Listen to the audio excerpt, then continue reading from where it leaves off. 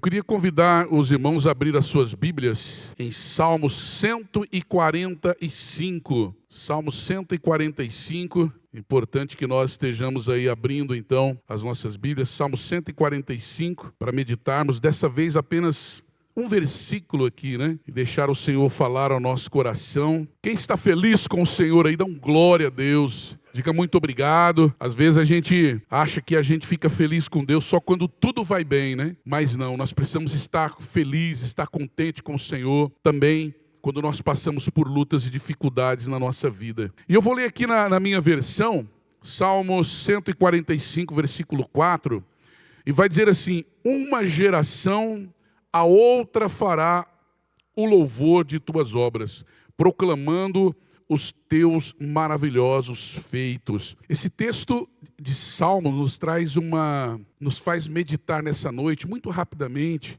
Quero trazer uma meditação bem rápida da palavra de Deus. Ele nos traz ao mesmo tempo que uma alegria de entender sobre a grandeza, a glória, a majestade de Deus, mas ao mesmo tempo nos desperta para a nossa responsabilidade na caminhada com Ele. Salmo 145, e o nosso tema hoje é Mensageiros das Boas Novas. Quando o texto da palavra de Deus ela nos traz nessas três versões que foram lidas aqui, ele está dizendo em outras palavras, exemplificando para nós. Ele está dizendo assim: uma geração passa para outra geração e conta as glórias, a glória, a grandeza, a majestade de Deus. E aqui quando Davi está falando sobre isso que as gerações farão para outras gerações, ele está falando lá naquele período sobre tudo aquilo que o povo de Deus tinha vivido, sobre a história da criação.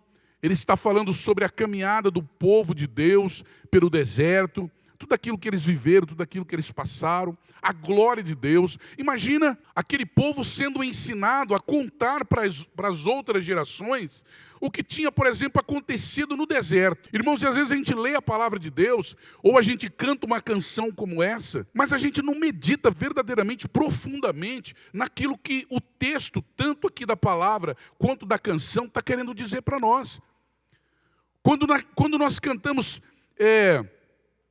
que eu proclamarei a glória do Senhor, ou que eu direi para o Senhor que Ele é bom em todo tempo, isso tem que ser uma verdade no meu coração. E eu não marquei com ninguém aqui sobre essa canção, não. É apenas a gente vai ouvindo dizendo: será que é essa a verdade mesmo do meu coração? E eu vou ser muito sincero para vocês que às vezes nessa nossa caminhada, cuidando de pessoas, ajudando a cuidar de ovelhas, às vezes não é bem isso que a gente ouve ou que a gente vê. O que a gente mais ouve são pessoas reclamando porque não têm conseguido alcançar bênçãos. E reclamam aleatoriamente. Acabam não vendo aquilo que Deus já fez, ou vendo o seu dia a dia, os livramentos e as bênçãos que Deus tem alcançado.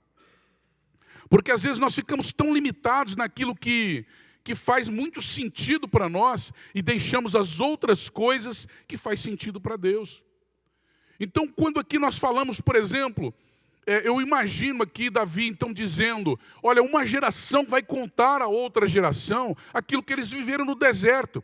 Por exemplo, não foi muita coisa, mas imagina que quando eles precisavam caminhar durante o dia, existia uma nuvem sobre eles, fazendo sombra, para que o sol não judiasse deles.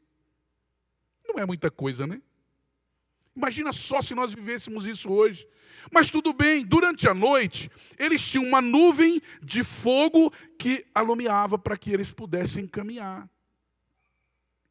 Mas vamos lá, uma outra coisa que o povo precisava contar para as próximas gerações.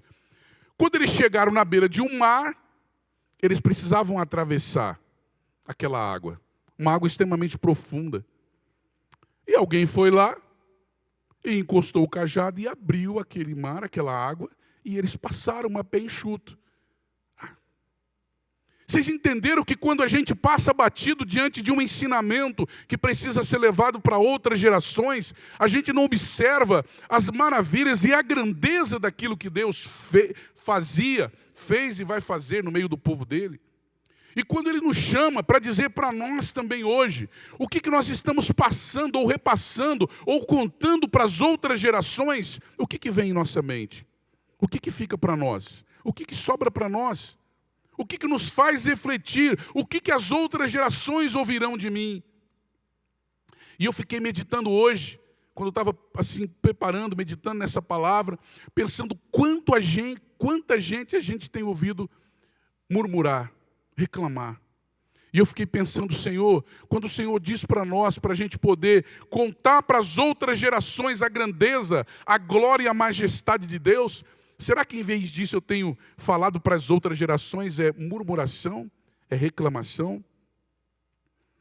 E o Senhor nos chama hoje para essa responsabilidade. Eu quero ler rapidamente um texto que está em Atos capítulo 8, versículo 26 até o 31, que é uma história, um acontecimento. E diz assim: o anjo do Senhor falou a Filipe dizendo: dispõe-te e vai para o lado do sul, no caminho que desce de Jerusalém a Gaza. Esse se acha deserto. Ele se levantou e foi. Olha que interessante, é um caminho pelo deserto. Esse caminho, ele não era um caminho que tinha ninguém, normalmente. Não era um caminho que tinha um grande tráfego de pessoas e movimentação de gente. Era um caminho que não passava, teoricamente, ninguém. Eis que o etíope eunuco, alto oficial da Candace, rainha dos etíopes, o qual era superintendente de todo o seu tesouro, que viera adorar em Jerusalém, estava de volta e, assentado no seu carro, vinha lendo o profeta Isaías. Então disse o Espírito a Filipe: aproxima-te desse carro e acompanha-o. Correndo, Filipe ouviu ler o profeta Isaías e perguntou: compreendes o que vem lendo? Ele respondeu: como poderei entender se alguém não me explicar? E convidou Filipe a subir e a sentar junto com ele. Nós estamos contando aqui um acontecimento lá do passado, mas e hoje? Quantas vezes nós temos andado por aí, no meio de uma geração, onde eles estão dizendo: como que eu vou saber disso? Como que eu vou conhecer a grandeza e a glória desse Deus, se não tem ninguém que me conta? Qual é o nosso exemplo para contar para alguém? O que você e eu temos tido de exemplo de viver essa palavra, de meditar nela para poder contar para alguém? E às vezes o contar para alguém não é: senta aqui, vou contar para você. Não, pode ser através de um testemunho, pode ser através de uma canção. Quando nós cantamos uma canção falando da glória, da manifestação, do poder e da grandeza de Deus, nós estamos dizendo para as gerações que virão: esse é o nosso Deus, é o Deus Todo-Poderoso. Eu sempre cito essas faixas que estão aqui, e a gente no dia a dia acaba esquecendo, ficando batida. Mas essa aqui é a manifestação da glória de Deus: o Alfa, o Ômega, o Rei dos Reis, o maravilhoso Conselheiro, o Pai da eternidade, o Príncipe da paz, o Santo, Santo, Deus forte, o Consolador, o Senhor dos exércitos, o Todo-Poderoso. Esse é o nosso Deus. E as gerações, elas ouvirão de nós a respeito desse Deus também? Como posso ensinar? É uma outra questão importante. Como posso ensinar alguém se eu não busco conhecer sobre esse Deus? Se eu não saber verdadeiramente quem é Deus, como que eu posso falar dele para outra pessoa? Mas para eu falar para outra pessoa, eu preciso buscar conhecer esse Deus. Às vezes eu estou ocupado demais, ou às vezes eu estou desocupado demais para conhecer desse Deus, para poder falar sobre ele. Como posso conhecer se eu estou sempre distraído com as distrações do mundo? Amados, e é importante a gente dizer isso, que a grande maioria das vezes, a gente pensa que o diabo vai colocar um monte de empecilho, vai quebrar o carro, vai fazer um monte de coisas para impedir que a gente venha para a casa de Deus. E às vezes são coisas tão sutis do dia a dia, que vai nos afastando, que vai chamando a nossa atenção para uma outra visão. Hoje nós estávamos aqui de manhã e o Ailton falou assim: olha, vamos orar por aqueles que estavam junto conosco. Teve dias aqui da gente ter no nosso grupo de oração da madrugada um monte de gente, mas às vezes tem tão pouca gente, e a gente fica pensando: onde estão? O que aconteceu com os nossos irmãos? Será que é o frio? O frio não é fácil, não. mas não é tão assim também. A gente tem uma blusa, tem condição de vir.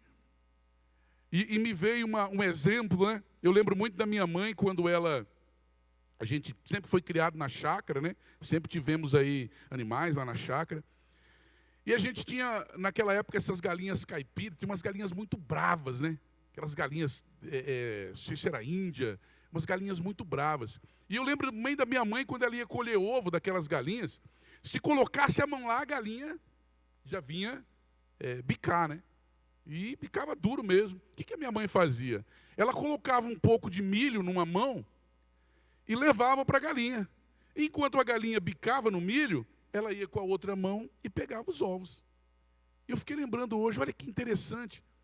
Sabia que o diabo ele é assim na vida da gente também?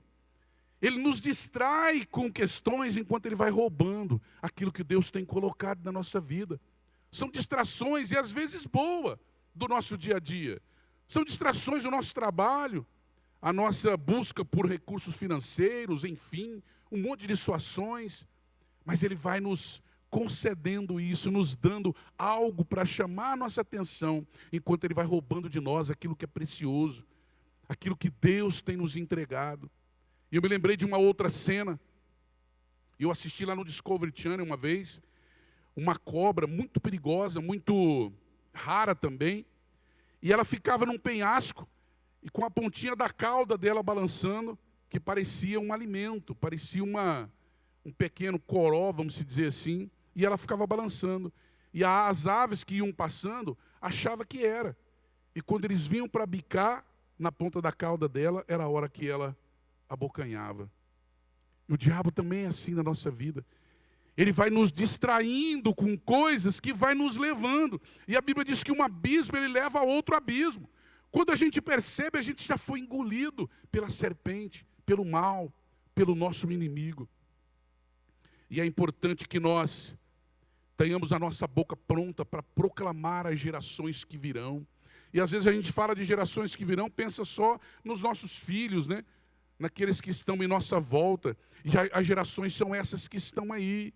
Glória a Deus, porque os nossos filhos estão ali, os filhos da igreja estão ali se preparando, daqui a pouco vão para um acampamento, e essa palavra é para eles também, é para as crianças, para os adolescentes, para os jovens, para os adultos, para os idosos, porque as gerações vão passar, e o que eu vou deixar para as gerações que virão? Porque é interessante quando nós olhamos para a vida, para as coisas que estão acontecendo, as pessoas estão dizendo, não é bem assim não. Não é bem assim não. Não preciso de igreja para servir a Deus. Todas essas sutilezas o inimigo vai colocando na nossa mente, no nosso cérebro, no nosso coração, dizendo, não precisa não. E você vai dizendo sempre que não precisa não. E o inimigo vem colhendo aquilo que Deus tem colocado no nosso coração. Fiquemos atentos. E aí eu pergunto para você e para mim, o que minha boca tem falado para as gerações que estão em minha volta? Como tem sido? O que eu tenho proclamado? Eu tenho proclamado a grandeza desse Deus, a majestade desse Deus, ou um Deus fraco? Um Deus que não faz muito sentido. Um Deus, às vezes até coloca um Jesus todo bonitinho, assim, né? Uma foto dele todo bonitinho, todo entristecido. Esses dias até eu vi achei até muito engraçado, tinha um post assim no Instagram, e estava escrito assim, né? Aí tinha um quadro teoricamente, de um Jesus lá na parede, né? E aí, mas na verdade, quem conhece sabe que na verdade é um roqueiro americano. O cara, eu não sei se é verdade, enfim, estou contando algo que estava lá.